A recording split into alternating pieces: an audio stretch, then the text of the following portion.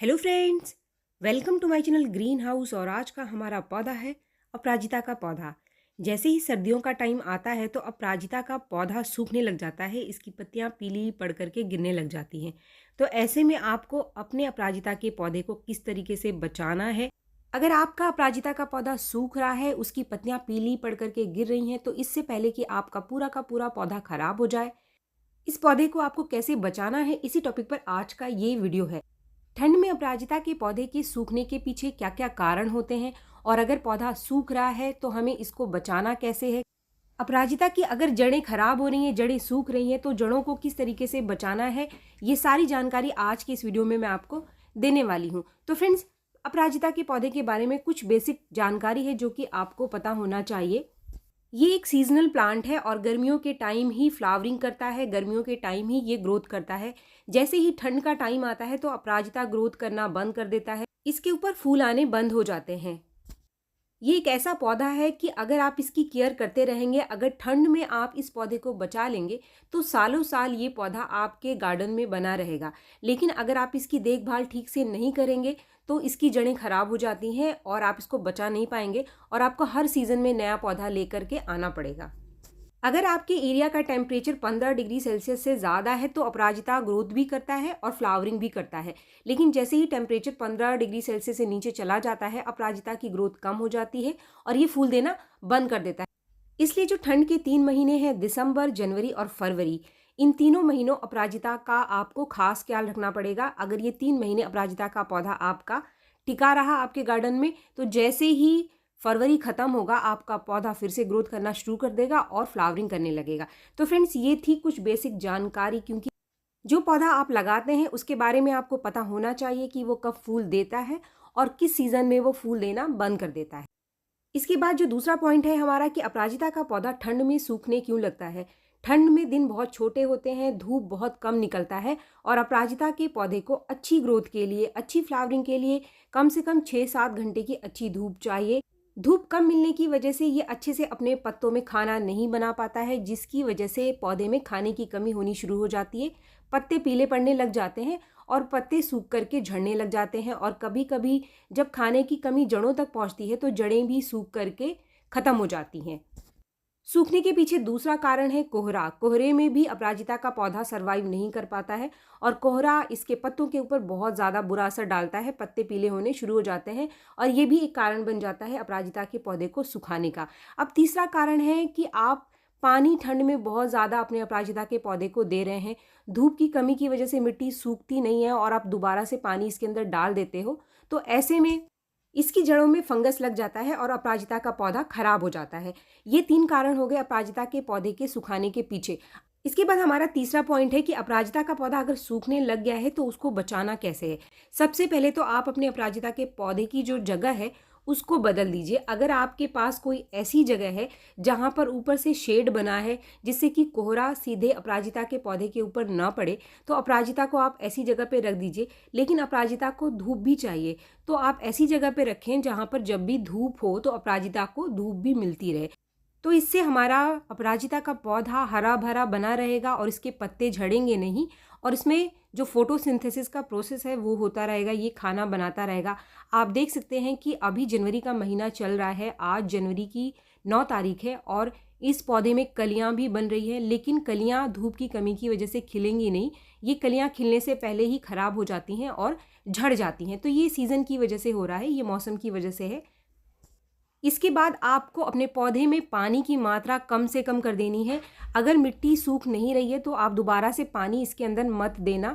अगर आप पानी दे दोगे और मिट्टी गीली पड़ी रहेगी तो इसके अंदर फंगस लग जाएगा और जड़ें नीचे से खराब हो जाएंगी, और एक बार जड़ों में फंगस लग गया, जड़ खराब हो गई, तो पूरा का पूरा अपराजिता का पौधा आपका सूख जाएगा।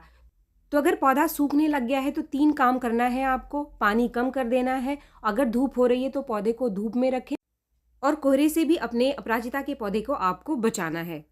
इसके बाद चौथा पॉइंट, इस समय अपराजिता के पौधे को आपको बहुत ज़्यादा खाद नहीं देना है।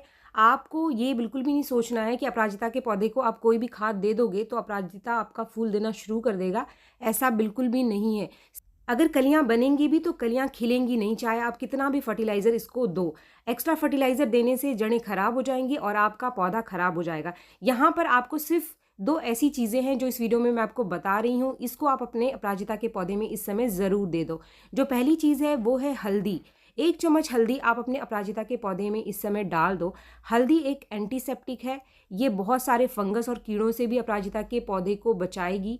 तो जो जड़ें हैं इसकी कितना भी कंडीशन ख़राब हो बची रहेंगी। इसके अंदर पोटाशियम भी बहुत अच्छी मात्रा में पाया जाता है, तो ये पौधे को स्ट्रेस में जाने से भी रोकेगा।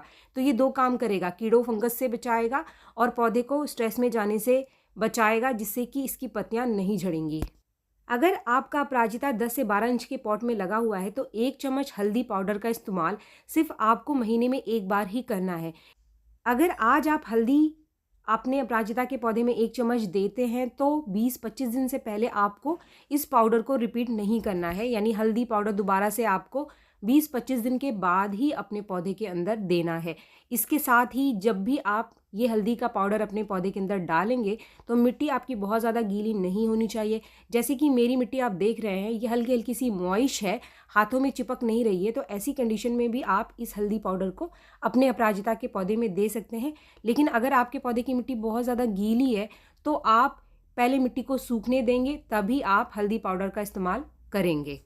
फ्रेंड्स, ये जो हल्दी का ट्रीटमेंट है, अगर आप अपने अपराजिता के पौधे की जड़ों में करेंगे तो आपका अपराजिता का पौधा इस समय ठंड में नहीं सूखेगा। इसके साथ ही एक और चीज़ आपको अपने अपराजिता के पौधे में इस समय ज़रूर दे देना चाहिए। फ्रेंड्स, ये है लकड़ी की राख।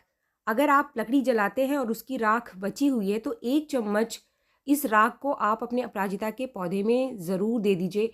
फ्रेंड्स, ये जो आप देख रहे हैं ये दो अलग अलग पॉट में मैंने डाला है। अगर आप हल्दी डालते हैं तो एकदम से उसी दिन आपको इस राख का इस्तेमाल अपने पॉट की मिट्टी में नहीं करना है। मैं दो अलग अलग पॉट में दे रही हूँ, दो अलग अपराजिता के पौधे में मैं डाल रही हूँ। अगर आप हल्दी आज आपने डाला तो 2-3 दिन रुककर ही आप 1 चम्मच राख का इस्तेमाल अपने पौधे के अंदर करेंगे। फ्रेंड्स, राख का इस्तेमाल पौधों में इसलिए किया जाता है क्योंकि राख के अंदर बहुत अच्छी मात्रा में पोटाशियम पाई जाती है।